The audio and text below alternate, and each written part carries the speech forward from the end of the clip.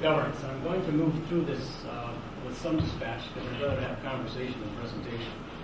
And that's number one. Number two, I'm probably in no position to dictate to you as fellow board members on different boards and executive directors the like the whole role of governance on a going-ahead basis.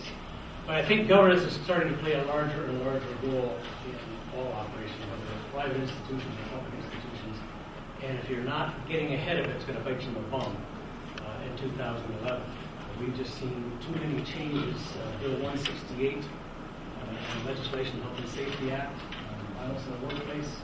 We've seen a whole new revamp of human rights in Ontario, and that's sort of the master legislation. If anything else fails, human rights will get you. With workers' compensation, the WSIB, and the acts that surround that. There's just a lot of legislation that's changing the face of boards and changing the face of governance. The least of which anymore, Sarbanes-Oxley, the whistleblowing piece was such big news 4 or 5 years ago.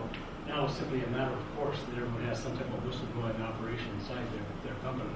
You know, the Enrons and the WorldComs, they're doing their time in larger institutions. That's not a place I like to go. So it's where are we up? Side or down? The rules of engagement for our exercise this morning is please participate and contribute. The last thing I think you want to hear is me talking constantly. That's the last thing I want to do. Ask questions, and those don't have to be just questions of me, but amongst each other as well. Questions you might have for board members of the LHIN, board members that are here from One Care, whatever the situation might be. These kinds of forums don't happen that often, so if we can take advantage of having communications, it's a real bonus. What is governance? I touched on that a second ago. It's the mind of the organization. We kind of own the hotel, but we don't run it. That's what the CEO does. That's what the executive director does. That's what the operations chief does. It's the role of the board of directors and governance is strictly it's the ethics. It's the background. Are the issues in place that have to be in place? The process and structures that support decision making, are they sound? Will they stand the test of scrutiny? Will they stand the test of audit? Will they stand the test of someone else looking in and saying, what do you think you're doing? And again, this is a government whose kid knew that right now is terrified of someone looking in on them. So they want to make sure everything's done right. That should be the right thing to do because it's the right thing to do, not because it's politically expedient. And I think that people in this room would subscribe to that. It's governance defines the division of authority. I've got a certain job to do as the board chair, and Mike Barrett's got a certain job to do as the CEO, and other directors and his team have certain jobs to do. And there are some overlaps from time to time, but generally speaking, one of my big roles is to make sure that all of the necessary tools that Mike has to have and his team has to have, they do have. And they can get on with this operation of running the LHIN in cooperation with people such as the people that are in this room. Complies with established mechanisms to achieve accountability, and ensures resources are used in the best interest of the organization and the people we serve. If I get one more time about precious resources, I'll drop dead.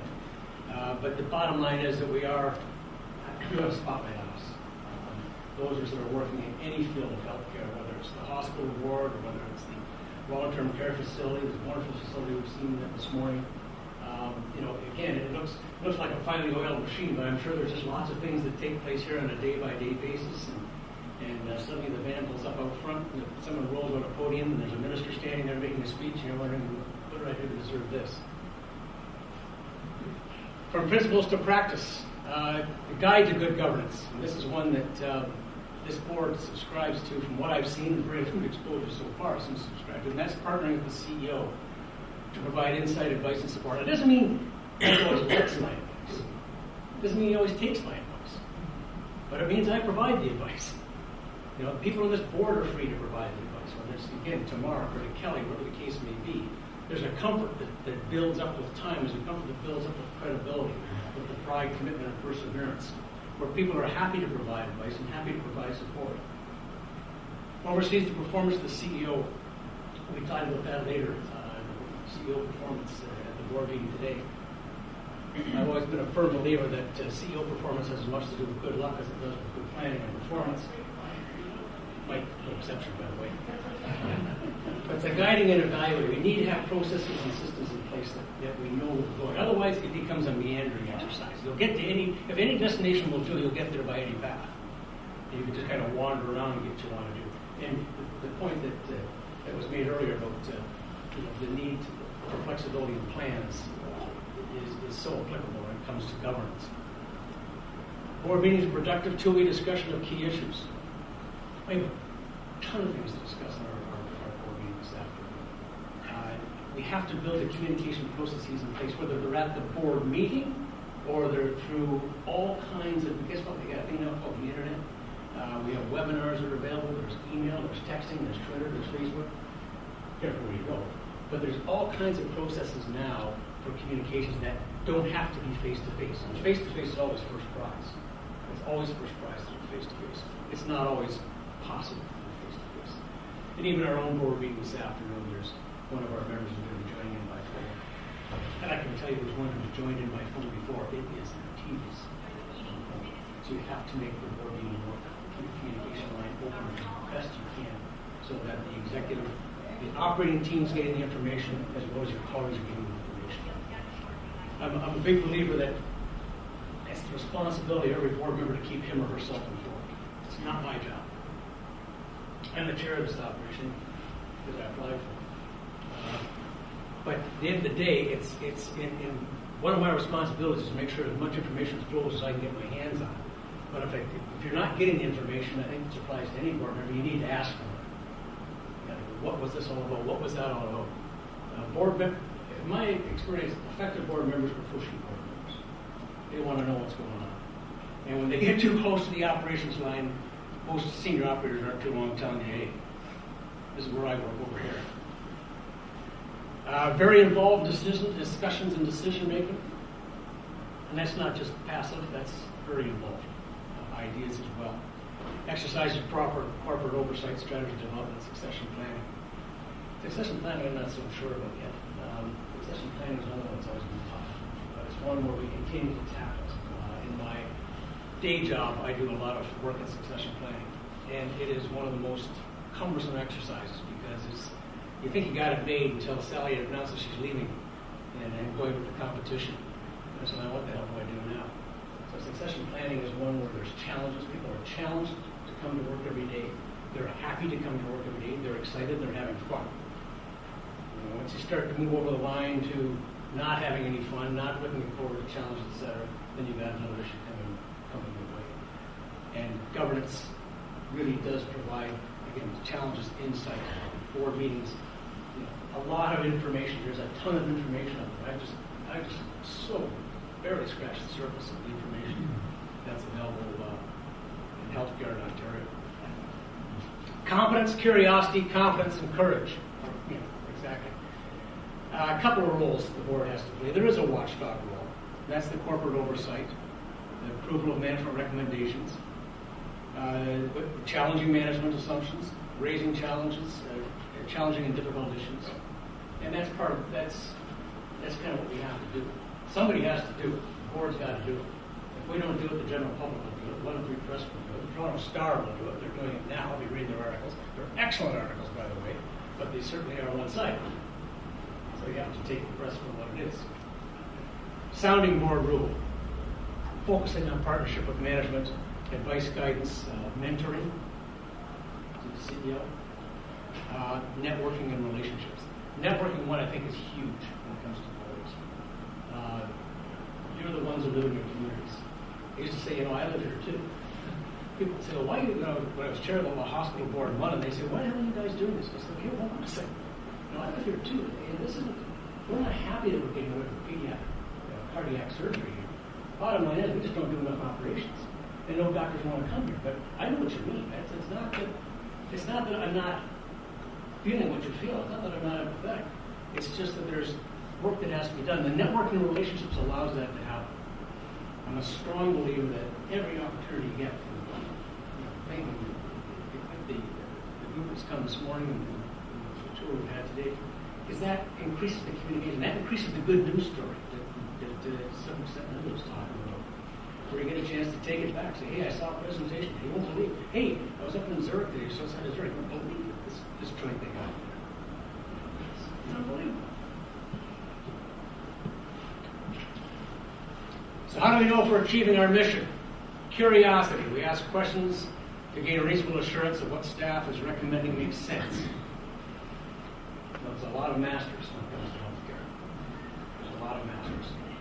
There's the ministry, and then there's the community, and then there's the hospital, and then there's community care access, then there's John Q. Public, and then there's a lot of masters. Everyone's got a better idea of how to skin a cat or boil the ocean.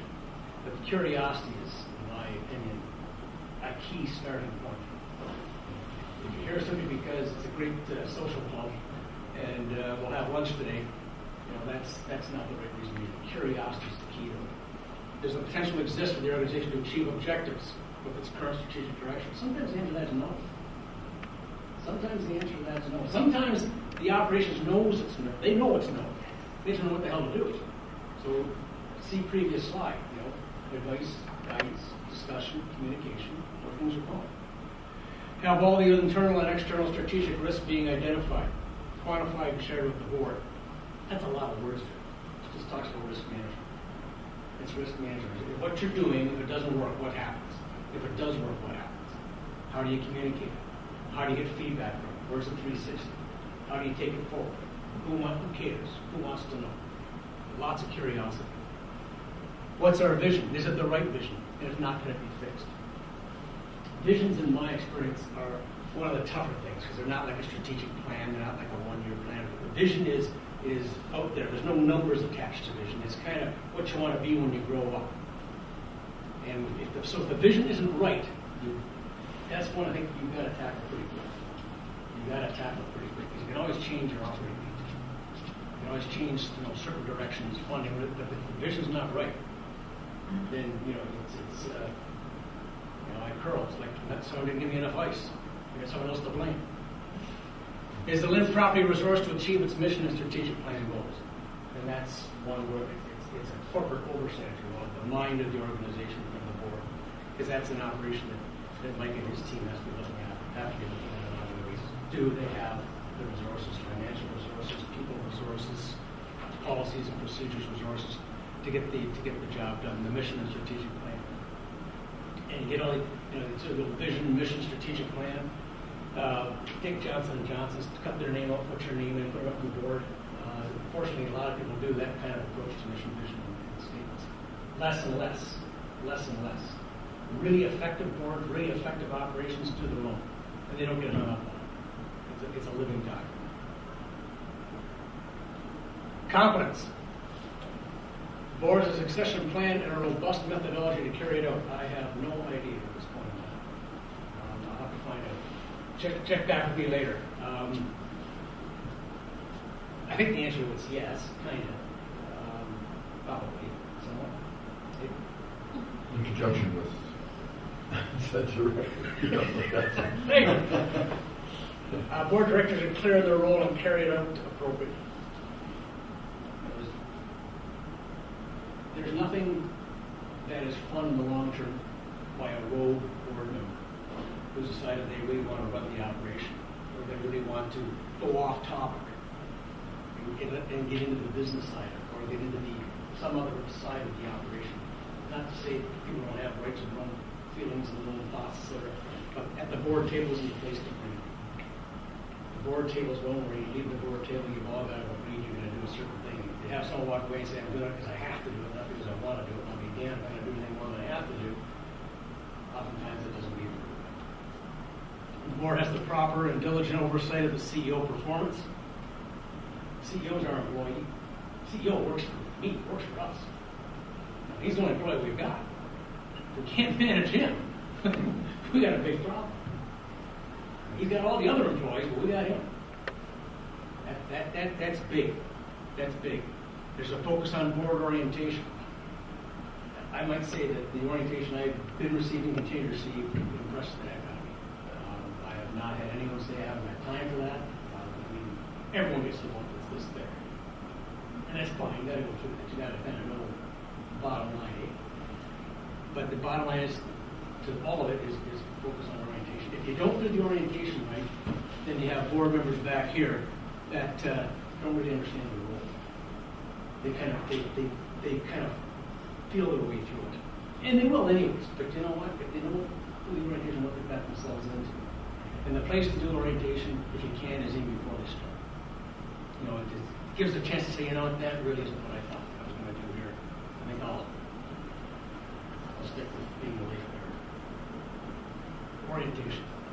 The board has sufficient information about the local healthcare system. That's got to be a work in progress. I mean, I've learned huge new things today, and I'm sure that the folks from the LHIN are ran new things today as well. Because the information is boundless. It is absolutely boundless, and you can pick it up with the internet. You can pick it up through the websites. You can pick it up through, guys at Tim Hortons. There's lots of communications out there, but it's the accurate information about the local healthcare system. Board members are prepared to ask the right questions. I think you have to put the definition around right, which is, in my opinion, is almost any questions. We're all over 21 in the room, I can tell. So there's no such thing as a wrong. If you're asking the wrong question, you know it's the wrong question before you ask it. And board members contribute to the attributes of an engaged board. Engaged board is it's more like it. It's more interesting to be at. When somebody's oh my God, there goes Jeff again, and somebody shut him off. And then you've got a board that's not working so well, eh? Is this what your board for? Confidence. The board has the right tools. Is the board kept up to date on changes in legislation, directives, regulations as they affect the activities of the Southwest LHIN? I hope the answer to that is yes. Again, I count a lot on the operations group, on Mike and his team, to send that information the other way, and or the ministry people in Toronto to send the information my way, our way as board members of the LHIN, to know that we do have the right directives in the legislation, that we do know what's going on. I mentioned Bill 168, which are common pieces of legislation that exist out there now, but there's a ton of them. There's a ton of them. If we read some of those acts, they'll put you to sleep so fast. So we have to have the right interpretation of the directives as well. Has the Southwest LHIN strategy been evaluated for effectiveness? I can't answer that question yet. I just haven't been here long enough to answer that question effectively. Other than the answer to the question has got to be yes. And if it's not yes, we'll have to make it yes. And then there's degrees of yes, because I'm sure there's some areas that can always be more effective. And there's always some areas where it's, where the benchmark, what else is going on in board evaluation. Are the stakeholders aligned? Again, I will feel really good about being part of this LHIN when people are really happy to see us wherever we go, know what we stand for, and know where their dollars are being spent, and understand, by the way, why we couldn't come up with an extra $500,000 over the case. You don't have to like me. We've got we're aligned. And at least we are aligned. Again, I go back to, I live here too. I live in Ontario. I live in Southwest Ontario. This stuff's important. Is the Southwest LHIN in total compliance with all known directives, policies, and legislation? I hope so. I hope so. I think you can be overly concerned about this from time to time. Not to say it's really fast and loose with legislation. But I think sometimes you can become very, very procedures and process oriented. Now lose track of the bigger picture. The bigger picture is the whole healthcare scene. Is the communication to the board accurate, timely, and appropriate? That's good. Because we get a lot of communication or a lot of information. And with the preparation of the board agenda, I said to Mike last night, this is wild. This is off, this is on, this is off, this is on. But you got to keep reading. You got to keep ahead of it. So I think to the extent, I think the answer to that question is no. But I don't think it's because there's not a lot of effort going on. I think it's because you got to be, to the comment that was made here, you got to be ready to change. You got to be able to adapt and move ahead quickly. Like watching an old Clint Eastwood movie. You got to be able to adapt and change and Heartbreak Ridge type of stuff. Is the board constructively involved in the Southwest LHIN strategy? Well, I think we are. I think we are. The board members I've been introduced to have got to know a little bit about the LHIN table, are engaged. They have opinions. Doesn't mean they're necessarily opinionated, but they may be too. But they have opinions. They're not afraid to share those opinions. If we don't have those opinions, then what are they doing? Because they live in the community too. And then courage. That's the ability to make the tough decisions. Sometimes the decisions no. Sometimes the decisions no. We're confident with CEO's judgment and advice.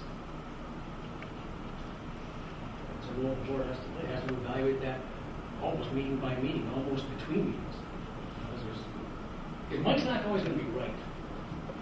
It's just impossible. As long as he's right at least 51% of the time, we're fine. But you have, it's the confidence. It's the judgment. It doesn't say the correctness of everything. It's the judgment, the advice, the confidence in the CEO. What's our reputation in the Southwest LHIN? And right now, it's very good. And that's only based on what other people are telling me. But I think, we've got a great opportunity. I think the work that's been done has laid a tremendous foundation over the last 5 years. As sort of a newcomer coming into the LHIN side of healthcare, I look around and say, you know what, I can't find a whole lot for more. Because sometimes the answer is no, some of those questions. As long as the no is explained, there's nothing easier than a reporter from XYZ newspaper. Let's face it, who wants to buy a newspaper that says everything's great in the world, no problems, carry out of the funnies? It's huge, our reputation. I don't think anyone wants to sit in a board that's not a good reputation. Why the hell would you want it? My reputation is, I carry my reputation around with me all the time. So when people have said to me, boy, what the hell did you do that for? Join that LHIN board. I say, you know what, I think we got a great opportunity. You know what's going on. If you got a time for a cup of coffee, come on. No, not right now. Chase them back down. Chase them back down. Reputation. When they say that to me, they're saying that to me personally. I take it personally. I know I shouldn't, but I take it personally. Is the board confident in the processes, both internal and external? Has there been a risk analysis? It's been analyzed backwards, forwards, and upside down. Is there a continuity plan? And that's big. Sustainability is talked about earlier. The whole business of volunteers. There's not a hospital out there that could run past noon today without volunteers, right? You'd be done. You'd be done. Whether it's the ladies auxiliary, if those still exist, or it's whatever else it might be, you can't run an operation without volunteers. And they have to be happy with what they're doing. They have to be excited about what they're doing. They have to be included. Do we have leadership resources necessary to carry through? And those leadership resources don't have to be just inside the LHIN. Those leadership resources may be at the ministry, those leadership resources may be in the community, might be the town council, whatever the leadership resources are, there shouldn't be any hesitation in tapping them. If somebody tells you, what, we're interested in doing that, then guess what? You lost a lot of capital fee. So why are you criticizing what we're doing? We haven't got time to talk about it. We haven't got time to help out. If we're deadly wrong, say so. We'll look at it. Other than that, it's, making fun is easy to do. Roll up your sleeves is a lot tougher. People in this room taking time out from a glorious day to be in this room. There's a roll up the sleeves mentality. My role, I was glad to see this. I don't know what the hell it was for all this time. It's oversight of the business of the board, presides over the meetings, which makes sense, demonstrates ethical leadership. My members will be the judge of that over time. Recruit, oversee, and evaluate the CEO. Last one, the recruit's been done. So that part of it is easy. Resolve conflict. I think that's, that is the role of the board chair. Having said that, I think it's probably overstated there. I think it's probably, to manage discussion, manage debate, as opposed to resolve conflict. Maintain positive relationships with stakeholders. That's huge for me, maintaining positive relationships with stakeholders. Again, it doesn't mean they have to like me. Liking me is a bonus. I'm a nice guy.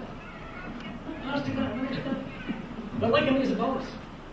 It's a bonus I like. I just gotta have at least a positive relationship. If I can walk up and someone says, you know what, that's so and so. You know, I didn't like it all what he had to say, but it kind of made sense. Then I feel good about it. Ensures a risk management strategy, succession planning, ex officio on all board committees. Oh, tell me about this one. Right. Engage provincially with chairs, ministry, and minister's office. I'm going to get my first kick at the cat next week. I want to talk to you for a minute.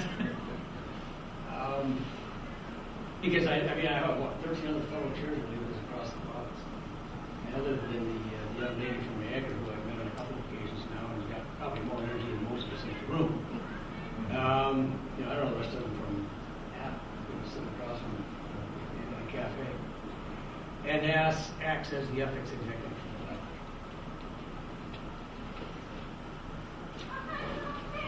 Tools and rules. Okay. You can read that for yourself, actually. I don't know what half these laws say. My experience has always been just do the right thing, and chances are you've got a pretty good chance of being in the right place. There are parts of this legislation that are very key. Certainly the memorandum of understanding to me is one of the more key documents we work with. All I know the memorandum of understanding is because it's based a lot on these pieces of legislation. It's based a lot on the vision, on the values, and on the operating plan within the land including the Southwest. The health service plan, annual business plan, service accountability agreements. And this would be short of those. What do we got over here? Over 200. Over 200. Santa Claus comes to turn to meetings and committee terms of reference, provincial reports, plans, initiatives. There's just a ton of tools out there. I'm sure they apply to all of your operations as well. All the tools and rules, and, the good news and bad news. And it's a constant reading exercise. It's a constant questioning exercise. There should be a great inquisitiveness, I think, of any board that is not necessarily satisfied with the status quo, but is not so dissatisfied with the status quo that they can't manage it. Because bottom line is you do have a status quo. There is a operation as it is today. It's where you want to take that operation on an ongoing basis. Finally, you'll be glad to see the end of me now. So what do we want to be? We want constructive partnerships. In this line, I think it's important to have partnerships. Strategy, a culture of inquiry, asking questions. Not questions just so the minutes can show that so-and-so asked a question, but questions that lead to either decision, explanation, clarification, whatever the case might be. It's not, sense of inquiry in my experience is not to question every decision management's made. It's to understand it, to clarify. Independent-mindedness, I've seen no lacking with that whatsoever. That's the same with the boards you people sit around too. Ethos of transparency, I'm not sure what that means. I'm not sure what ethos means. Transparency, I understand.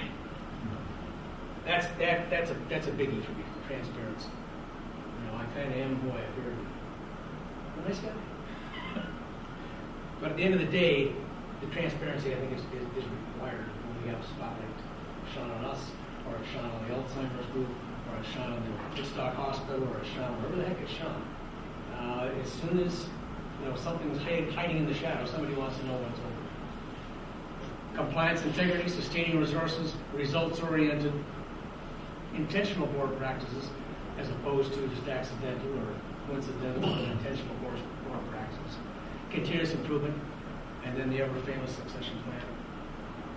We've got a long way to go. We'll never be hitting on all 8 cylinders and all those things at all times. A board simply cannot be all things to all people. It simply cannot be. It will simply continue to evolve, proceed, move forward. But a board that's not making those types of efforts, a board that is simply satisfied with the way things are, that is simply satisfied with what happens, and so on. It was not making any direction. It won't be very long before you wonder what was it all about. The famous 1866 number. That's kind of my presentation on governance as it applies within the LHIN.